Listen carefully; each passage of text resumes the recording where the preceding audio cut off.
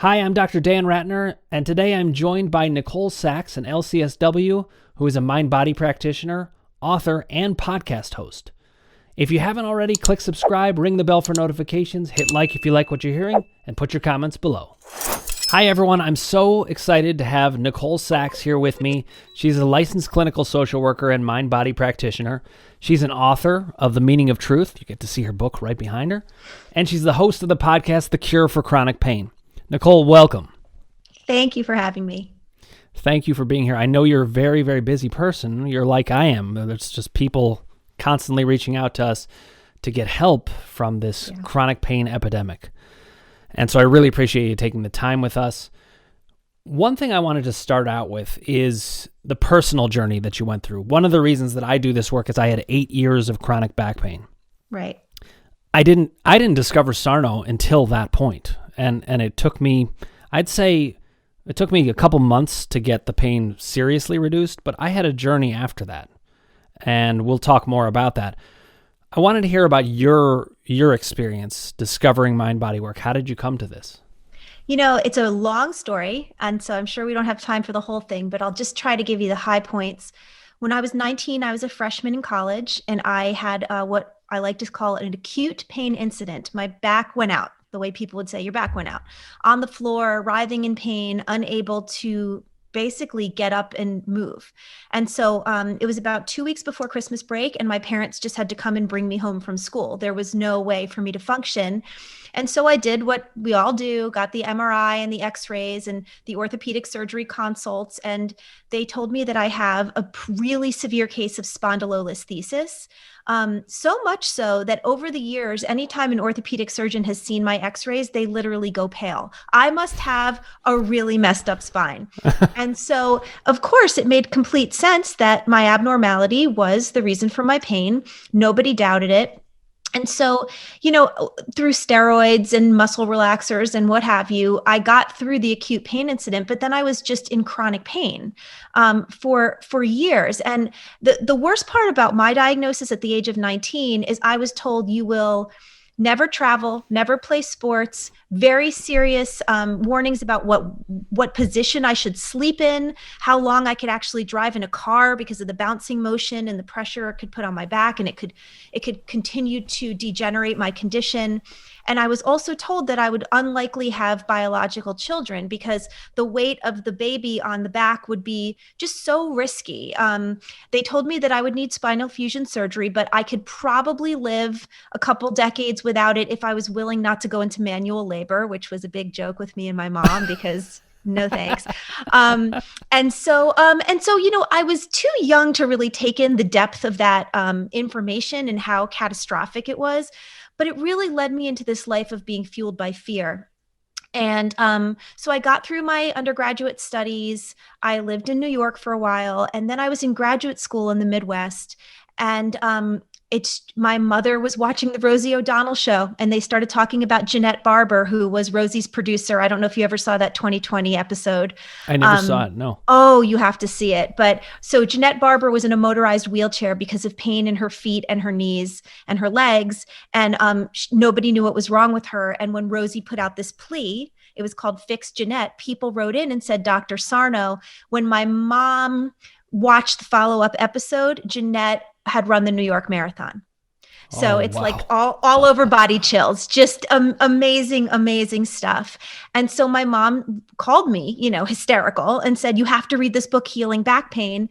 And at the time, I didn't really understand the work. I was young, but I understood it enough. And what I understood is that although we have normal abnormalities in our body, and I do have a spine that's shaped like it's shaped, it doesn't necessarily account for my pain.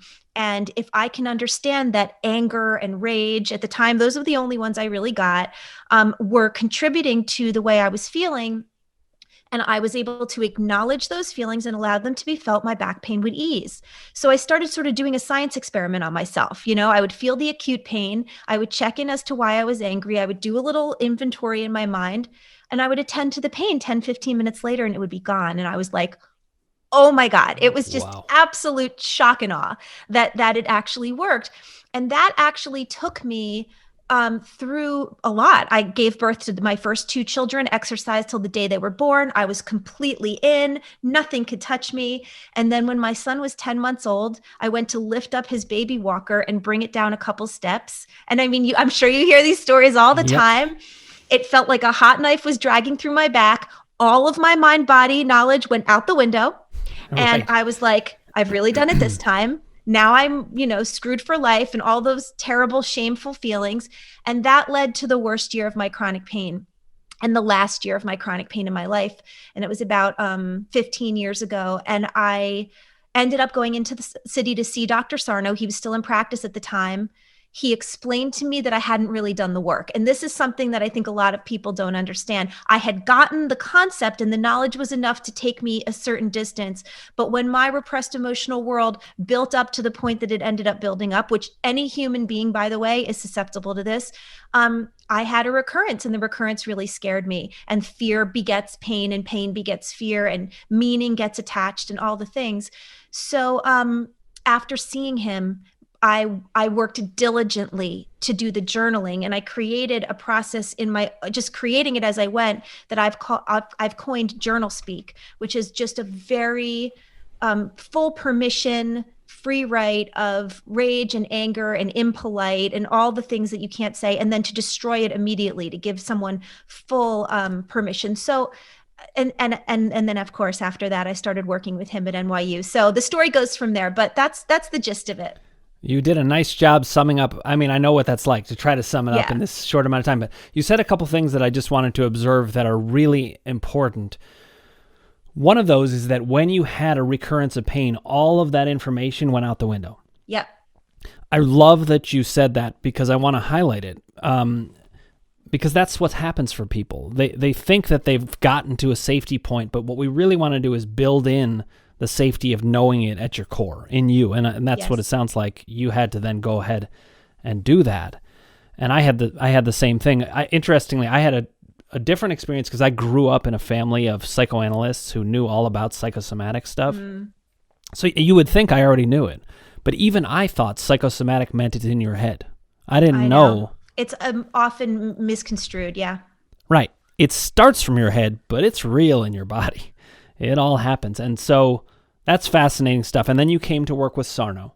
Yes. Tell me a little bit about working with him. I'm always fascinated when I hear people who got to work with him directly. I spoke to him once, briefly, but I didn't get to work with him.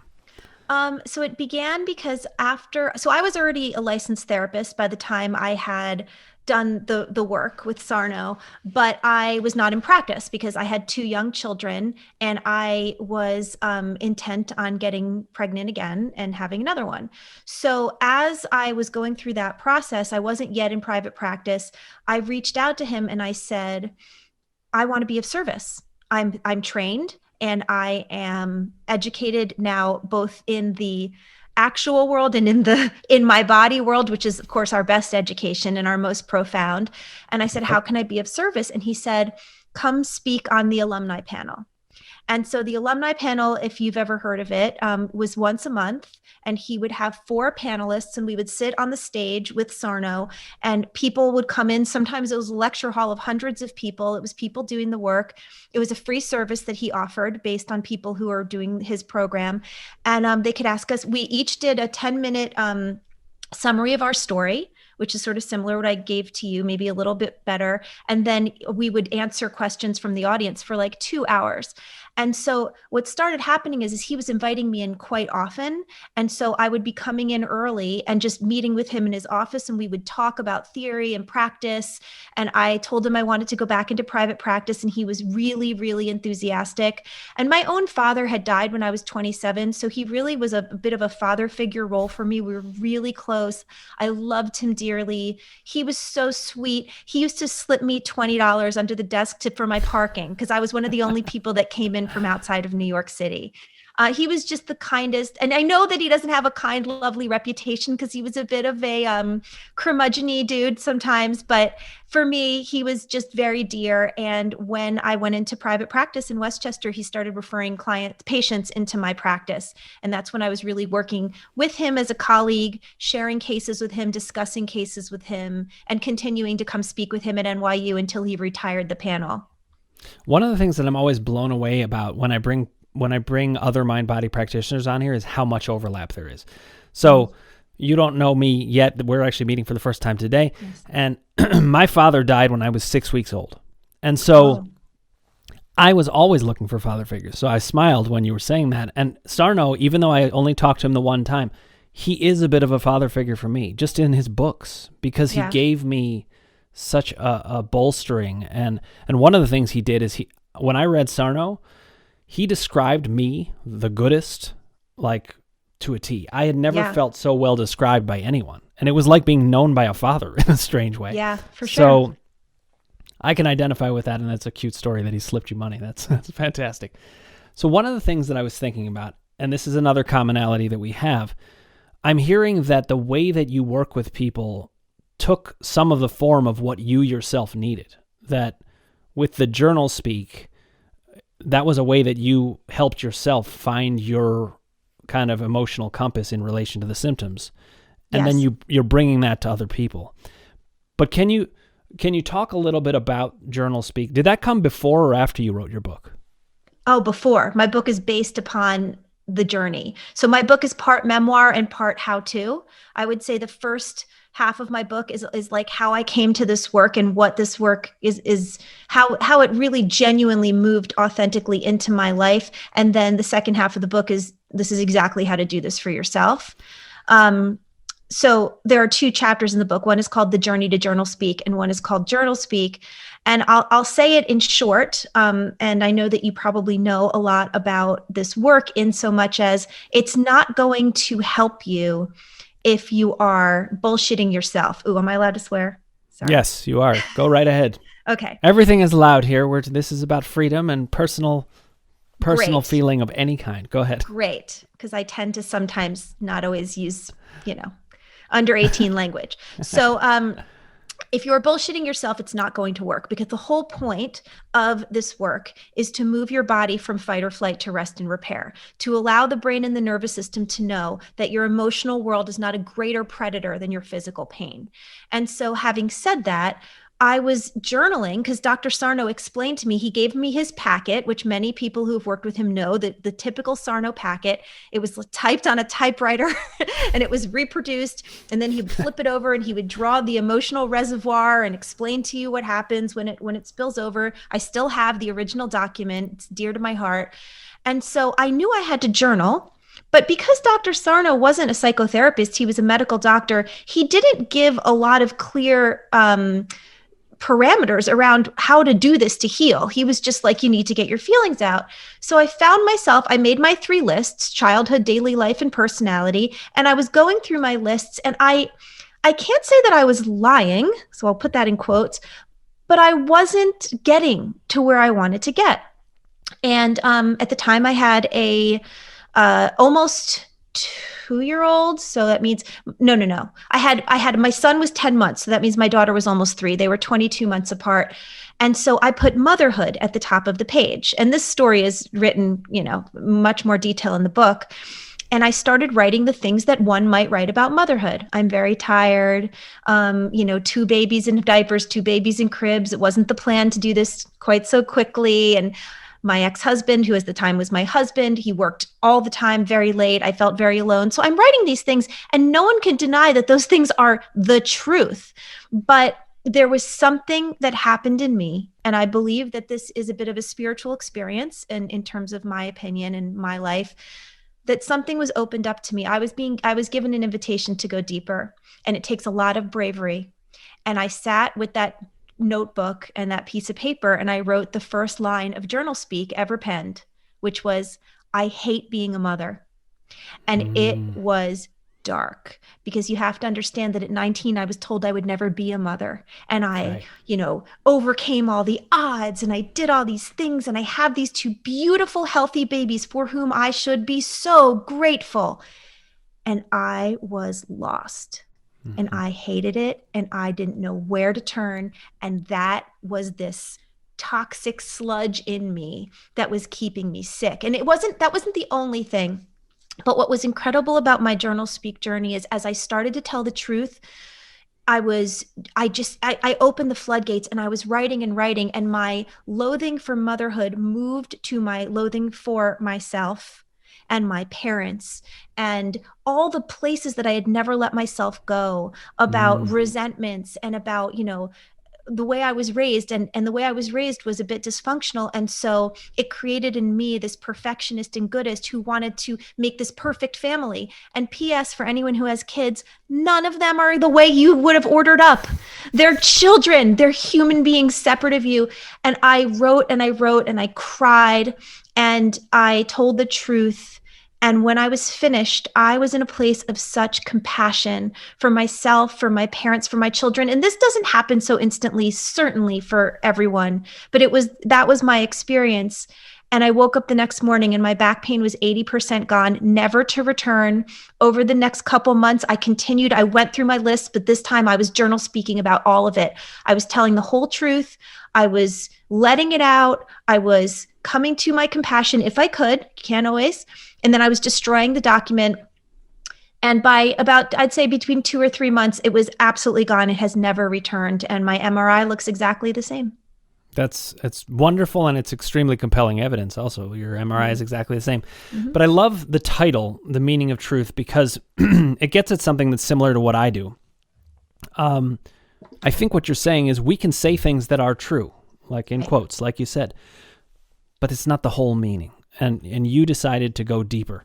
Yes. So this podcast is called Crushing Doubt. And the idea behind it is, first of all, you can't crush doubt unless you let it all in. Right. And it's the letting it all in that is being truthful with yourself. Right. That I don't believe this, or I don't believe in myself, or we can get to some pretty dark places about it. But it's about the fact that I got it from Sarno, but it was really a merging of Sarno in my mind, because he says you have to believe in the diagnosis for it to work. And he said, I love this line, you don't need a leap of faith, you need a leap of understanding. I totally agree about that, but you can't have that leap of understanding, just like you're saying, unless you believe it.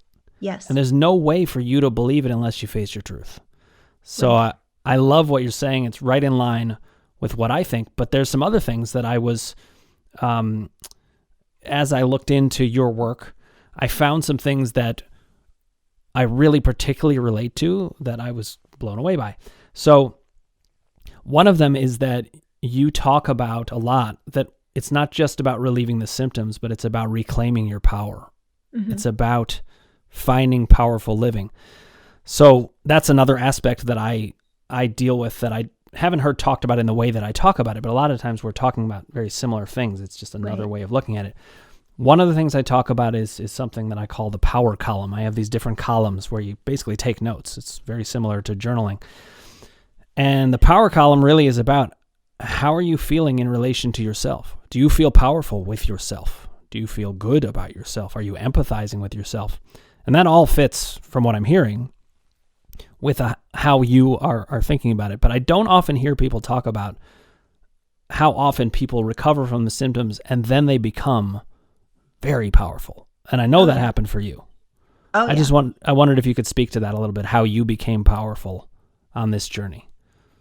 Well, I just think that when we're not living authentically, there's so much of our power that we don't even realize we're not utilizing. We spend a lot of energy having to repress the parts of us that we are not willing to say. The TMS is the ultimate example of this because it becomes physical. But even before things become physical, you're very disempowered when you're not, being able to speak your mind. And we can't always speak our minds to the people in our lives, which is why Journalspeak is such a powerful practice. I oftentimes advise people to write the letter you'll never send. We're writing dear dad, dear mom, dear God, dear whatever your child's name is, and allowing those feelings. People think that if they say things out loud, that it will make them feel worse or it will ruin them. It's actually incredibly empowering and freeing. And I think once you realize that you being, whether you call it inappropriate or impolite or not societally acceptable, just with yourself, to be able to be human. I often say to people, this is not a cure for human pain. There's no cure for human pain. I'm still going to feel things move through me all the time. But sometimes we feel things in our hearts and sometimes we feel things in our bodies, and they are literally interchangeable. You can feel a breakup with your partner in your stomach and have irritable bowel symptoms for a month. That doesn't mean that anything's wrong with your stomach. It's the place that it's being expressed. You can have a stressful day and get a headache. It doesn't mean you have a brain tumor. I think that people believe this when I speak it like that, but when things become chronic, that goes out the window. So in terms of empowerment, just to kind of put a bow on it, I just think that people living without that kind of authentic connection with themselves that ultimately leads to TMS symptoms aren't realizing the full breadth of their power. Totally agree. I had a question for you. This is about how you work with patients, just maybe more generally. I don't know if you actually do work with patients outside of the symptom sphere or if it's all related to that. I mean, I have patients who I've been seeing for years and years and years before I even came to this work, which I've now been doing for over 10 years.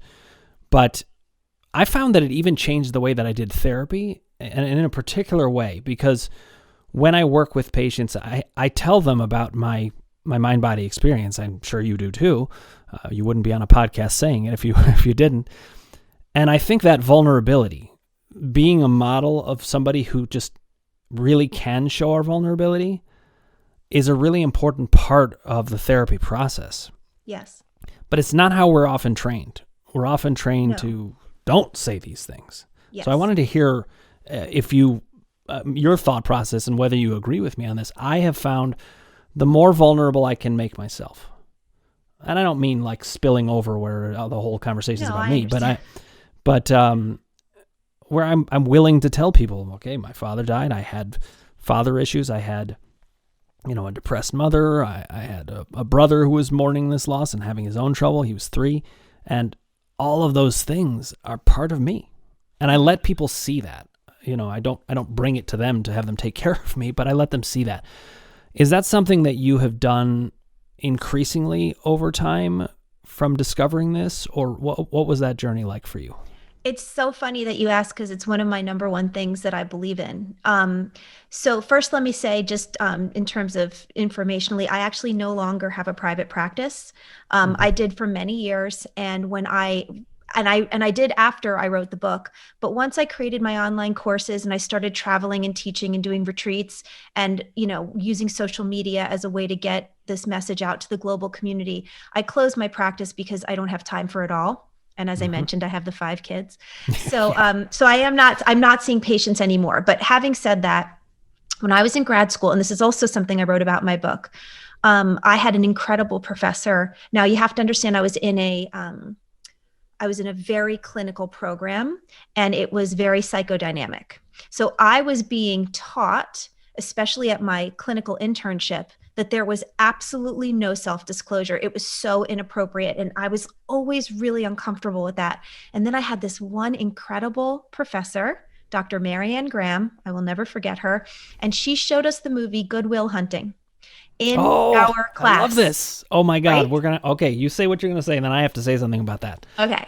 And we watched it in sections, and we would discuss, and obviously Robin Williams' efficacy with Will was incredibly based on the fact that he was willing to practice self-disclosure, because that was what created the trust.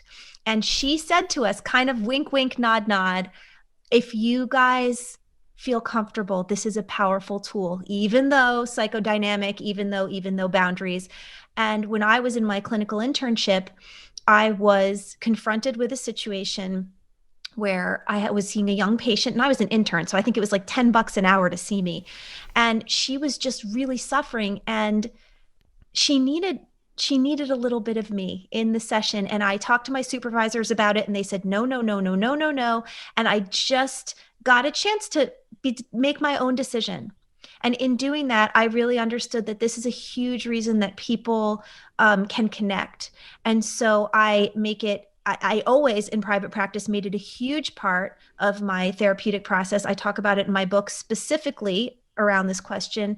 And now that I'm on social media, I mean, my web series, which is IGTV, is called I Am Evidence. The whole point of the web series is that I was told I was broken in half. I would never have kids. I would never do all these things. I'm going to be 50 years old in a year and a half. I have done everything. I travel the world. I carry my kids' ridiculous suitcases up 3 flights of stairs. Nothing is wrong with me. And then nothing is wrong with you.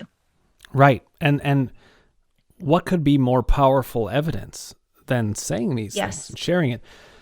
But I can't believe you said the Good Will Hunting thing, because when I watched that movie, I thought to myself, man, I want a therapist like that. And it's hard not to. He's so good with making a change. And of course we know that's based on fiction in a way, but that came from somebody's mind. That came from, of course, Matt Damon or maybe Ben Affleck's mind about what do we wish this would be?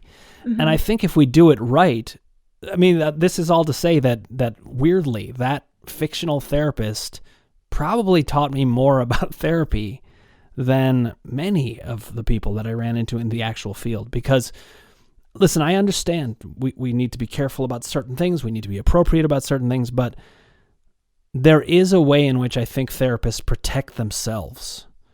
And they protect themselves too much. And we're telling our patients to be vulnerable. And when it comes to symptoms, I think this is all the more the case. The body is telling the truth. It never lies. Mm-hmm.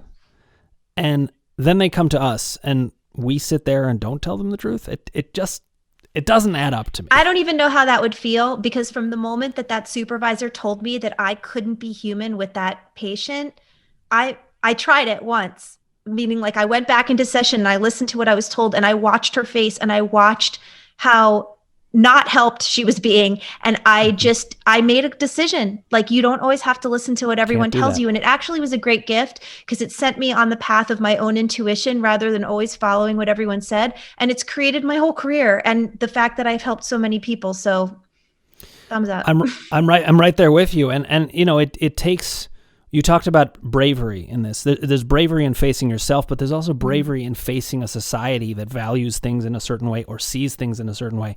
And that's a big part of what you and I are doing. We're bringing these challenges that are based on science and logic and our own experience and saying, hey, listen, I know that society says herniated disc cause back pain. I know that they say these MRIs are train wrecks and that's what's leading to the pain, but that's not what the New England Journal of Medicine says. That's not what science actually says. Right. It's not even what evidence says when we really look at it. So I'm always heartened by the fact that we've got science and logic on our side, but I think I'm right there with you. You can see a patient's face just drop when you won't show up. Yeah. When you're asking them to show up, but you won't. And one thing I love about this mind-body stuff is there's no real choice. I feel freed up to say, listen, I had 8 years of back pain. It was from a lot of stuff. This podcast is called Crushing Doubt. And it's not because I'm the most certain person in the world. It's because I had thousands of doubts. Mm-hmm. That and yes, I have come to see things and be clear on them and have confidence, but it came from the fact that I let in the vulnerability. And so I read something in one of the areas that I was reading on you about you being a model of your own vulnerability, that you being a human being. And meanwhile, having symptoms is the human condition. This is something that I say all the time. Yeah. Some people think, well, what's wrong with me? Why do I have symptoms? But I think everybody's got symptoms. A lot of times they're not acknowledging them in this way. And sometimes your symptoms are a little quieter. Like if you just consider yourself an anxious person, or if you exhibit some OCD behaviors, or if you are overly critical and constantly trying to micromanage people in your life. I mean, symptoms come through in a lot of different ways. And I don't think one person on the earth is immune from TMS. They just don't know it.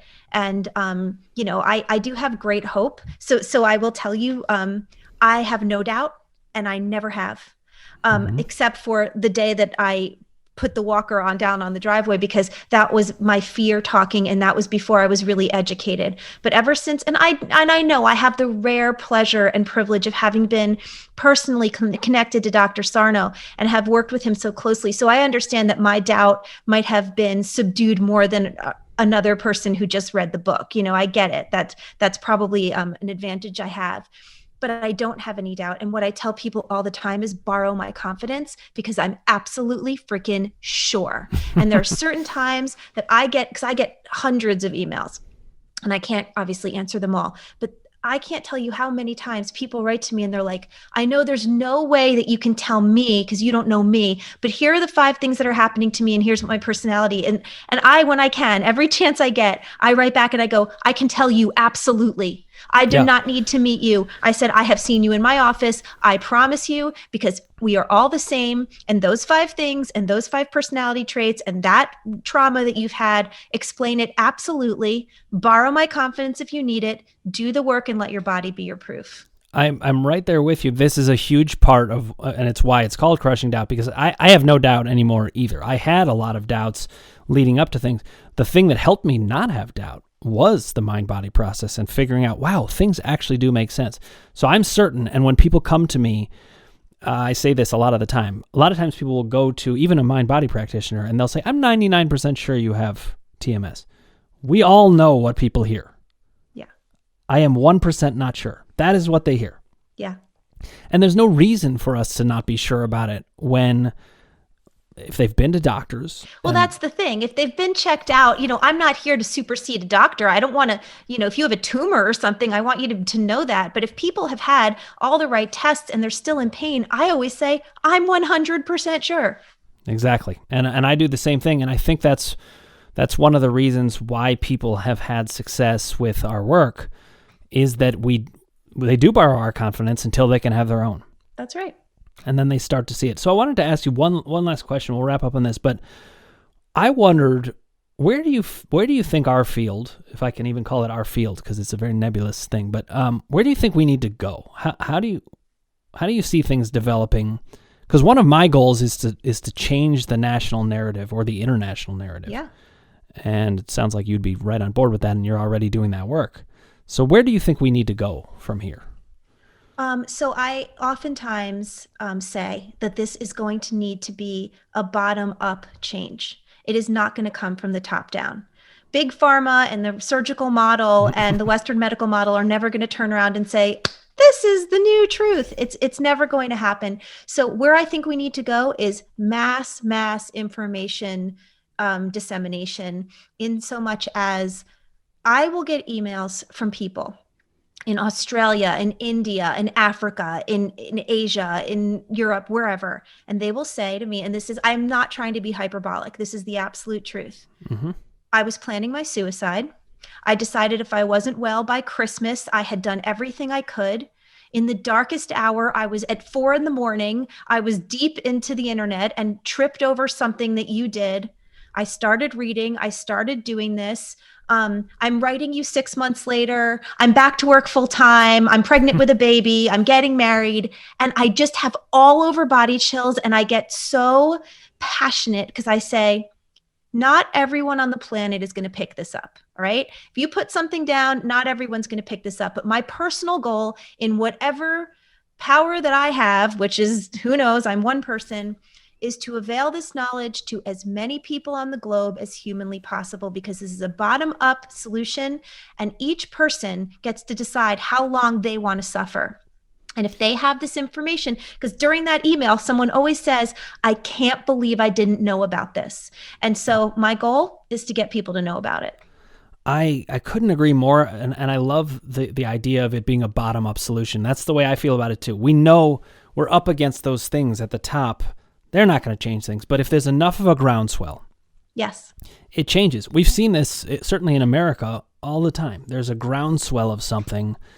It was like when Barack Obama was elected president. I didn't expect to see a black president in my lifetime, but the groundswell of course this is okay, grew so strong.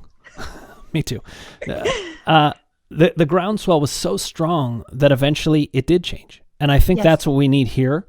And so I would love to collaborate with you in various ways. We'll put our heads together about these things, but I'm really pleased to have met you directly. I think that's another thing that needs to happen is all of us people who are trying to get this message out, we need to be working together on this. So I appreciate you being out there with me on this and for taking the time with us today.